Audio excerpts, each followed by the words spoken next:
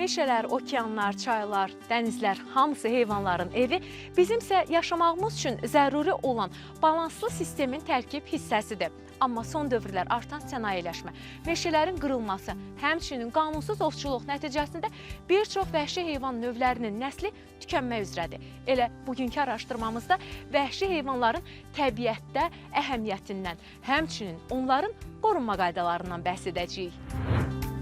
Dünyada və bizdə hansı vəhşi heyvanların nəsli tükənmək üzrədir? Vəhşi heyvanların nəsli tükənsə, ekologiyaya nə kimi mənfi təsirlər ola bilər? Ölkəmizdə neçə qoruq fəaliyyət göstərir? Hansı heyvan növlərinin artırılması üçün işlər görülür? Bütün bu və daha maraqlı sualların cavabı az sonra Yaxşısı budur da.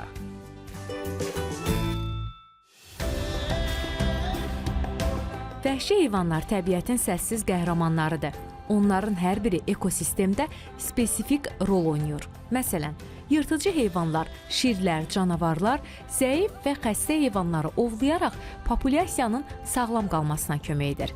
Tozlandırıcı heyvanlar, arılar, quşlar bitkilərin çoxalmasına səbəb olur. Meşə heyvanları, marallar, ayılar toxumların yayılmasında mühüm rola malikdirlər. Bu zəncirdə bir heyvanın yox olması digər canlılara da zərər vurur. Beləliklə, təbiətin balansı pozulur. İnsan təbiətdə formalaşmışdı. Milyon illərlə təkamül prosesi keçmişdi. İnsan bu ekosistemin bir hissəsidir, bir üzvüdür, təbiətin bir parçasıdır. İnsan təbiətdən ayrılanda cılızlaşır. İnsanın həyatı, ümumiyyətcə yaşayışı, havası, suyu hamısı təbiətdən gəlir. Təbiət özü insanda vətən hissi formalaşdırır. İnsan təbiətə gedəndə çox rahat olur. Bunlar hamısı bizə elə bil havayı gəldiyinə görə biz bunun qədrini bilmirik. Belə bir eksperiment aparmışdılar, məsələn, Çində sərçələri məhv etmişdilər.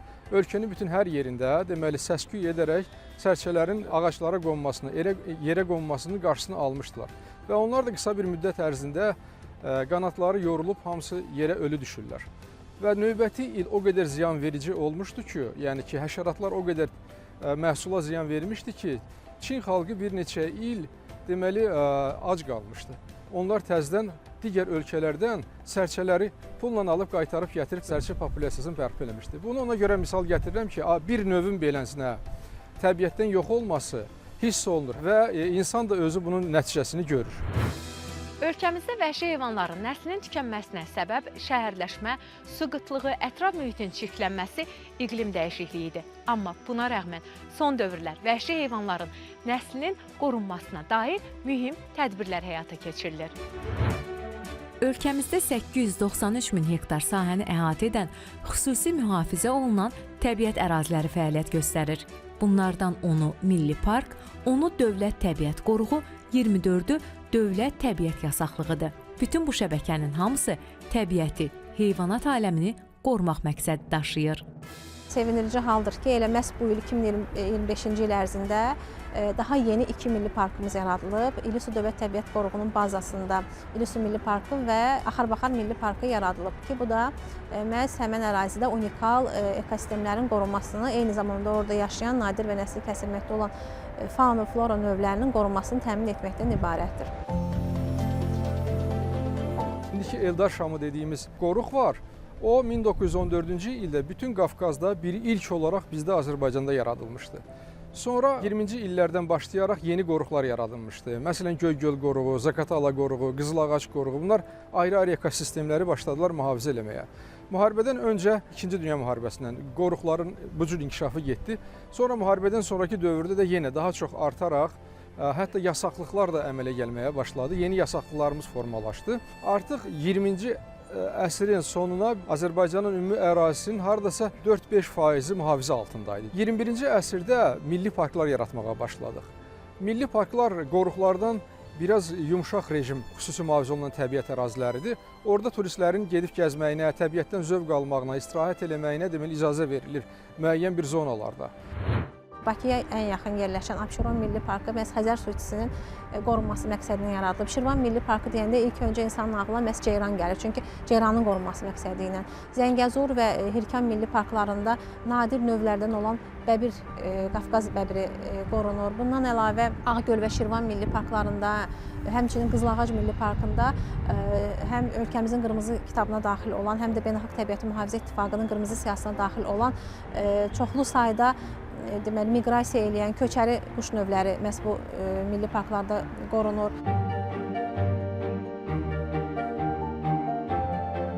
Hirkan Milli Parkından danışmaq istəyirəm ki, bu milli parkda bəbirdən əlavə həm də 3-cü buzlaşma dövrünə daxil olan Hirkan tipli meşələrin qorunması üçündür. Burada relikt, yəni qədim bitkilər məskunlaşıb. Məhz ölkəmizdə həmən o növləri, Hirkan tipli meşələri görmək üçün çoxlu sayda xarici turistlər gəlirlər ki, o ərazi ilə tanış olsunlar. Bizdə qırmızı kitab nəsli kəsilmiş, tükənməkdə olan bir çox bitki və heyvanlar aləmini əhatə edən rəsmi sənəddir. Bu sənədə neçə növ heyvan daxildir? Deyirsinizsə, diqqətlə qulaq asın.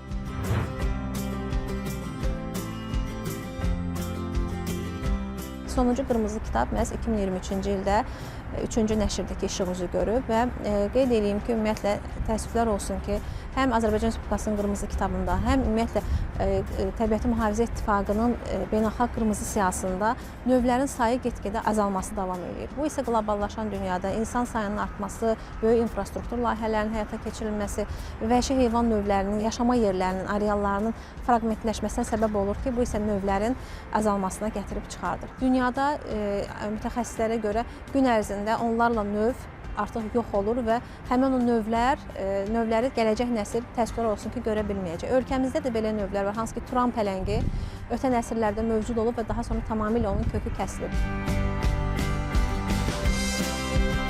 Təbiəti Mühafizə Fondu, İdeya İctimai Birliyi maraqlı layihələr icra edirlər. Nəsli lokal kəsilmiş olan növlər var. Məsələn, ceyran Azərbaycanın bir çox yerindən nəsli kəsilmişdir.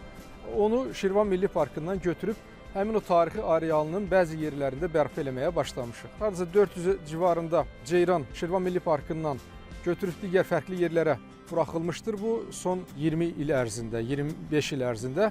İndi onların sayı mini keçmişdir. O buraxılan heyvanlar artıq 2 qat artmışdır, hətta 3 qat artmağa imkan olmuşdur.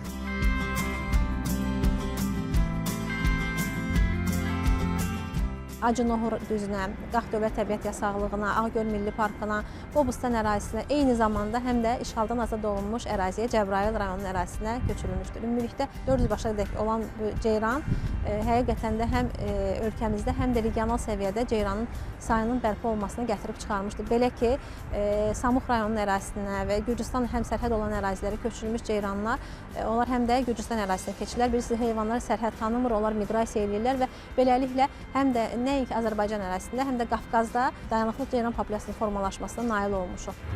Meşə kəlləri var, ona zuburlar da deyirlər. Onların nəsli isə deməli çox qədim zamanlarda Azərbaycanda kəsilmişdi. Sonuncu fərdini 1927-ci ildə Şimali Qafqazda öldürmüşdülər. Onlar iri kəllərdilər. Məsələn, Amerikada olan növünə bizon deyirlər. Görmüsünüz onların şəkillərini. Onların yalnız kəlləsi, başı 100 kiloqramdır, təsəvvür edirsiniz. Böyük bir heyvanlardılar. Onlar bizim dağlardan yoxa çıxmışdı və biz yenə həmin o partnyorlarımızla bir yerdə Avropadan onların qaytarıb gətirib İsmailiyədə bizim təbiətdə Şahdağ Milli Parkına buraxmışıq. Hardasa bir 40-a yaxın heyvan gətirmişik, indi 70-ə çatıbdır. Onlar burada bala verirlər və bu o deməkdir ki, artıq onların nəsli artmaqdadır. Bunlara biz reintroduksiya layihələri deyirik. Yəni, vaxtı ilə bizdə olubdur, amma nəsli kəsilibdir. Bütün ölkədə və yaxud da ki, müəyyən bir yerlərində həmin yerlərə biz o heyvanları aparıb yenidən buraxırıq və bu reintroduksiya layihələri həyata keçiririk. Bir də ki, sizin gördüyünüz işdir, bu biliklərin yayılmasıdır, maarifləndirilməsidir. Yəni, əsl bu çox vacib işdir. Əhali ilə maarifləndirmə işi görəndə, deməli, Ekologiya Nazirliyində, bizim kimi beynəlxalq təşkilatlarında gördüyü işin nəticəsi, effekti çox olur. Çünki əsasən də gənc nəsillə, uşaqlarla işlədikcə, onlar böyüdükcə təbiətə sevgi hissi ilə böyüyürlər. Heyvanları öldürməmək, brakonyerlik etməmək, onların yaşayış yerini dağıtmamaq, meşələri qırmamaq ruhunda böyüdükcə, onda bizim də işimiz asanlaşır.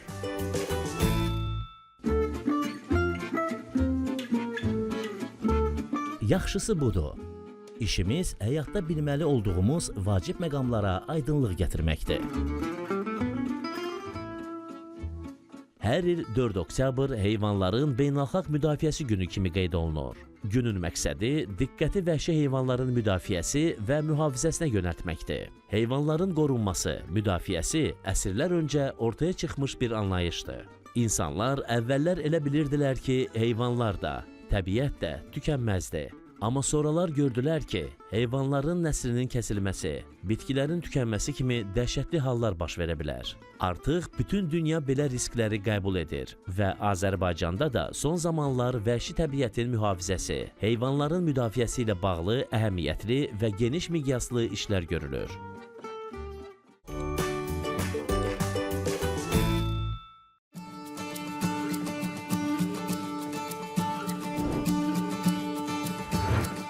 Ölkəmizin şimal-şərqində yerləşən Xızı rayonunun Altıağac Milli Parkındayıq.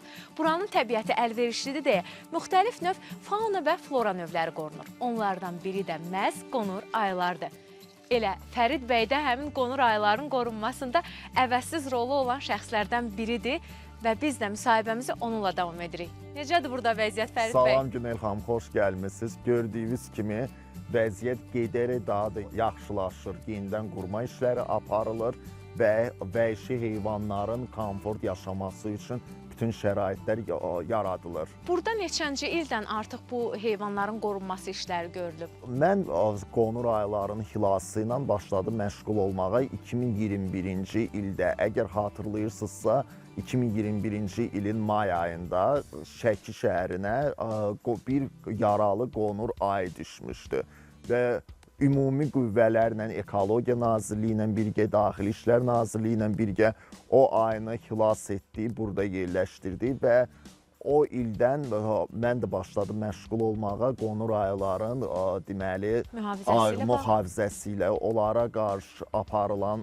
brakonyerlik əməllərlə, mübarizə ilə və o cümlədən də müxtəlif iaşə obyektlərində bir çox qonur ayıları saxlanılırdı. Hal-hazırda Ekologiya Nazirliyinin səyləri nəticəsində o qonur ayıları artıq buradadılar, xilas olunublar və burada da əlimizdən gələni edirik ki, onlar üçün əlverişli şərait yaradılsın. Fərid bəy, burada bilmək istəyərdim, neçə qonur ayı qorunur və onların yenidən təbiətə buraxılması üçün, vəhşi təbiətə təbii ki, buraxılması üçün işlər görüləcək, yoxsa necə? Burada bizdə deməli 2021-ci ildən bu günə kimi xilas olunubdur 23 qonur ayısı.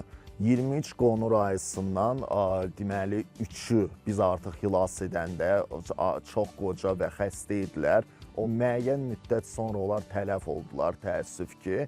Və 3 ayımızı da biz xaricə uçurtmuşuq. Bu necə baş verdi? Beynəlxalq bir təşkilat gəlmişdi 2023-də bizə, Forpals təşkilatı və onlar bizim bütün ayılarımızı burada müalicə edirdilər. Bəzi ayılar vardı, onlara əməliyyatlar lazım idi və 2023-dən bu günə qədər təxmini 5 dəfə səfər ediblər bizim ölkəyə. Öz avadanlıqları ilə burada elə əməliyyatlar aparıblar və onların təşəbbüsü ilə bizim 3 ayımız uçurduldu xarici dövlətə. İkisi Böyük Britaniyaya, biri Avstriyaya.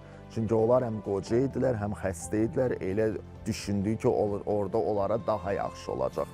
Hal-hazırda bizdə 17 qonur ayısı burada saxlanılır və onlar üçün Aidiya İctimai Birliyinin təşəbbüsü ilə vəhşi təbiətə yaxın şəraitlər hal-hazırda qurulur. Özünüzdə görə biləcəksiniz onları və bir ildən sonra biz düşünürük ki, artıq onlar ən müasir və vəhşi təbiətə yaxın şəraitdə saxlanılacaqlar. Amma onların təbiətə buraxılması olmayacaq. Xeyr. Mən səbəbini bilirəm, düşünürəm ki, izləyicilərimiz də bilsə yaxşı olar. Bəli. Nəyə görə təbiətə geri dönüşlərini etməyəcək ayılar? Deməli, qonur ayılarının ümumiyyətlə heç vaxt və hələ dünya praktikasında böyük fərdlərin vəhşi təbiətə qaytarılması qeydə alınmayıb, belə bir hal baş verməyib. Niyə? Çünki qonur ayıları, deməli, onlar insana son dərəcə tez öyrəşirlər. İtdən fərqləri yoxdur o barədə. İnsanı sadəcə mənimsimləyirlər, ona yemək verən subyekt kimi görürlər, öyrəşirlər və nəzərə alsaq ki, deməli, qonur ayılar 40 kilometrdən daha çox məsafədən yemək, xörək iyisini hiss edirlər. Bu ona səbəb olur ki, onlar vəhşi təbiətə buraxılanda Yenidən artıq, insanın bəli, yanına gəlirlər. Kəndlərin yaxın gəlməyə başlayırlar, çünki yemək axtarırlar. Düşünürəm ki, izləyicilərimiz də başa düşdülər ki, bu ayların vəhşi təbiətə buraxılmamasının səbəbi məhz insanlar üçün təhlükə deməyək də, insanlar özləri onları bir təhlükə kimi görüb öldürə bilərlər deyə siz buraxmayacaqsınız. Bəli, dünyada elə hallar çox olubdu. Qonur ayları insanlara yaxınlaşırlar, kəndlərə gəlirlər və bu insanlar bilmirlər ki, bəli, onlar sadəcə insanlara öyrəşiblər deyənə yaxınlaşırlar, təhlükə kimi görürlər. Yaxşısı budur, gəlin biz də bir gəzək, çünki mən bayaqları gördüm, onlar sizlə necə mehribandılar. Gedək bir ekskursiya eləyək sizlə. Bu ceridir, bu 2021-ci ildə brakonyerlərdən xilas olunurdu bu ceri. Ya, bax balaca, ay balası, bunlar bilmiyorum. Qısqandı. Qısqandı sizi. Deməli, bu ceridir, bu Forrest'dir, bir də Maria. Bunlar bacı qardaşdılar. Bunlar da 2021-ci ildə Balakəndə brakonyerlər bunların anasını öldürmüşdü. Bunları da satırdılar. Satan yerdə Daxili İşlər Nazirliyinin əməkdaşları onları tutublar, ayı ballarını alıblar əllərindən və təhvil veriblər Ekologiya və Təbii Sərvətlər Nazirliyinə. Onlar elə hamısı bizim əlimizdə böyüyüb. Bunun isə hekayəsi ümumiyyətlə son dərəcə maraqlıdır. Necə sakitdir. Bu Barney'dir. 2022-ci ildə bunu mən özüm brakonyerlərlə öyrənmişəm ki, müəyyən şəxslər, onların hüquqi dildə onların adı brakonyerdir. Onlar deməli qeyri-qanuni yollarla ay balasını ələ keçiriblər. Necə sakitdir? Və satılır. Mehribandır, bu bizlə bir evdə böyüyübdür. Hiss olunur. Gözləyir ki, sığal çəkəsiz ona. Bu lap balaca idi, südəmər bala idi. Biz bunu soskadan südlə yedizdirirdik. Elə də böyüyürdü. Barney, can. Barney. O it kimi sığal Bəli, istəyir onlar sizdən. çox tez öyrəşirlər adama, çox tez. Süddən başqa heç nə yemirdi. Bütün gündə ağlayırdı, anasını axtarırdı. Elə bilirdi ki, biz də bunun anasıyıq. Bu oynayır belə bizlə.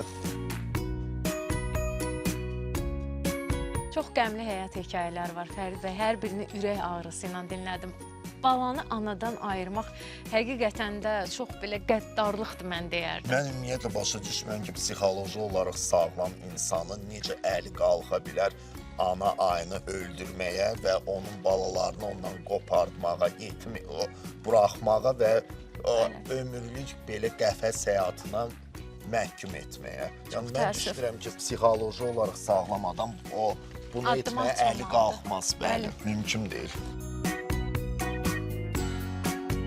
Burada məsələn ki, Filip var, onun 20-dən çox yaşı var.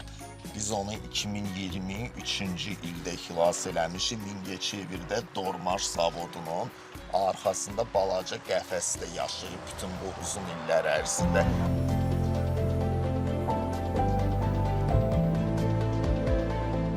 Burada bizim Maşa ayımız var, onun da 20-dən çox yaşı var və biz onu xilas eləyəndə bir neçə il bundan qabaq aşkar etdik ki, o ana olmağa hazırlaşır.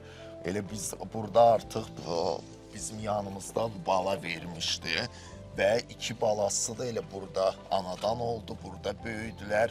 Bizim praktikamızda nisbətən asan idi bunları böyütmək. Niyə? Çünki öz anaları var idi. Ona görə də çox belə sağlam, gümrah böyüyürdülər. Digər aylar sansılar ki, balacalıqda bizim tərəfimizdən xilas olunmuşlar. Onları böyütmək bizim üçün son dərəcə çətin idi. Çünki ay balaları analarına çox emosional bağlılıq olur ana ilə balalar arasında və ana onların gözləri qarşısında öldürüləndən sonra onlar uzun aylar depressiyada olurlar. Yeməkdən imtina edirlər, bütün günü qışqırırlar, analarını çağırırlar və bizim üçün son dərəcə çətin idi onları böyütmək. Çünki yeməkdən imtina edirdilər, məcbur idi onları güclə yedizdirək, məcbur idi özümüzə öyrəşdirək və bu da onun səbəbidir ki, onlar vəhşi təbiətə heç vaxt qayıda bilməyəcəklər. Çünki insana öz anası kimi öyrəşiblər, insanı doğma bir obyekt kimi görürlər. Fərid bəy, minnətdaram sizə. Mənə də çox xoş oldu bugünkü ekskursiya. Qonur ayları daha da yaxından izləməyə şansım oldu və düşünürəm ki, dediyiniz fikirlər də bizim izləyicilərimiz üçün də maraqlı olacaq. Mən təşəkkür edirəm ki, gəldiniz və onu da qeyd etmək istəyirəm ki, qonur ayları ümumiyyətlə beynəlxalq qırmızı siyahıya daxildilər. Azərbaycanın qırmızı kitabına daxildilər. Aidiyə İctimai Birliyinin qoruduğu 5 nadir növlər arasındadırlar və bu o deməkdir ki, qonur ayları nəsilləri tükənməkdə olan bioloji növdürlər. Ümumiyyətlə dünyada qonur aylarına qarşı böyük brakonyerlik fəaliyyəti mövcuddur. Qonur ayların müxtəlif deməli orqanları bəzi ölkələrdə, o cümlədə xüsusən də Çində farmakoloji deməli niyyətlə istifadə olunduğu üçün brakonyerlər onları ovlayırlar və Qafqazda da qonur aylarına qarşı brakonyerlik əməllərinə tez-tez rast gəlmək olur. Azərbaycanda da uzun illər bu belə idi, lakin 2024-cü ildən ölkəmizdə ümumiyyətlə brakonyerliklə uğurlu mübarizə aparılır.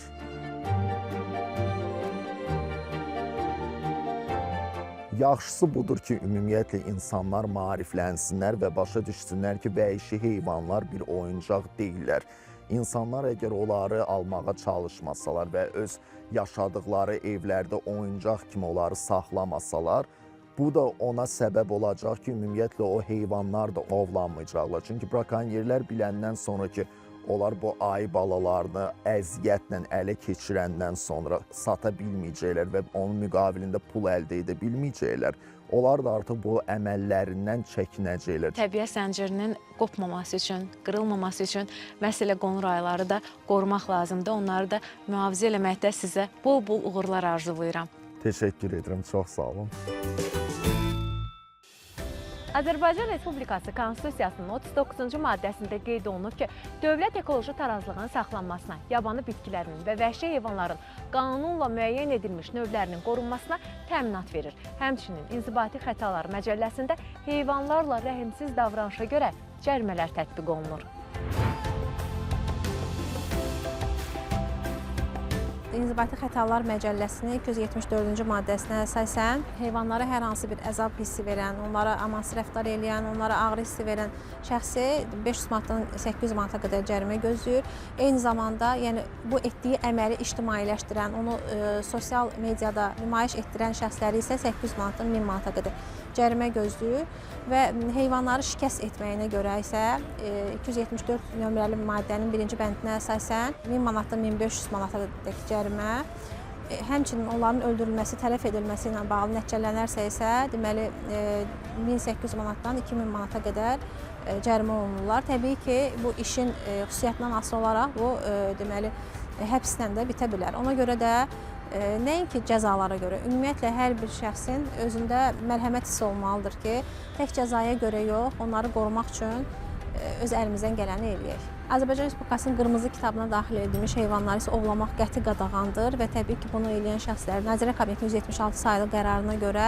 təbii cəzalar gözləyir. Əgər hər hansı bir qırmızı kitaba düşən növ xüsusi mühafizə olunan təbiət ərazisində ovlanırsa, bu zaman təbiətə dəymiş ziyan 2 qat hesablanır. Eyni zamanda qeyd etdiyim kimi İnzibati Xətalar Məcəlləsinə görə əgər bu cərimənin miqdarı, təbiətə dəymiş ziyanın miqdarı 2000 manata aşırsa, hətta bu heyvan növündən asılı olaraq bir neçə ilə qədər həbsdə ola bilər. Vəhşi heyvanların təbiətdə mühüm rolu var. Unutmayın, yırtıcı heyvanlar ovlarını nəzarətdə saxlayaraq digər heyvanların çoxalmasının qarşısını alır. Ot yeyən heyvanlar bitki örtüyünü tənzimləyir. Leş yeyənlər ölü heyvanları təmizləyir. Xəstəliklərin yayılmasının qarşısını alır. Əgər bu heyvanlar yox olarsa, bu tarazlıq pozulacaq və müəyyən növ heyvanlar, bitkilər həddindən artıq çoxalaraq fəlakətli nəticələrə səbəb ola bilər. Heyvanların yox olması meşələrin, torpaqların strukturuna təsir edə bilər. Bu isə karbonun torpaqda saxlanılmasına və qlobal istiləşməyə dolayısıyla yol açır. Təbiət nə qədər zəngin olsa, heyvanların növ sayı nə qədər çox olsa təbiətdə, o qədər də ətraf mühitimiz, təbiətimiz, ekosistemimiz zəngin olur. Və onda bizim yaşayışımız daha da rahat olur, bizim də özümüz də daha sağlam oluruq. Yaxşısı budur ki, gəlin təbiətimizi qoruyaq, növlərimizin nəslini kəsməyək və gələcəkdə elə eləyək ki, qırmızı kitabımız olmasın daha. vətəndaşlar da həm bitki, həm heyvan növlərinin qorunmasında öz töhfələrini verməlidirlər. Çünki təbiət hamımızındır, hamımızın sərvətidir. Onun qorunması, onun növbəti nəsillərə çatdırılması hər birimiz üçün bir vəzifə olmalıdır ilk öncə. Çünki bizdən sonrakı gənclikdə, bizdən sonrakı nəsildə bizim gördüyümüz gözəllikləri görməlidir. Nəinki vəhşi növlər, hətta şəhər ərazisində gördüyümüz sahibsiz heyvanlar belə, onları qorumaq hər birimizin borcudur.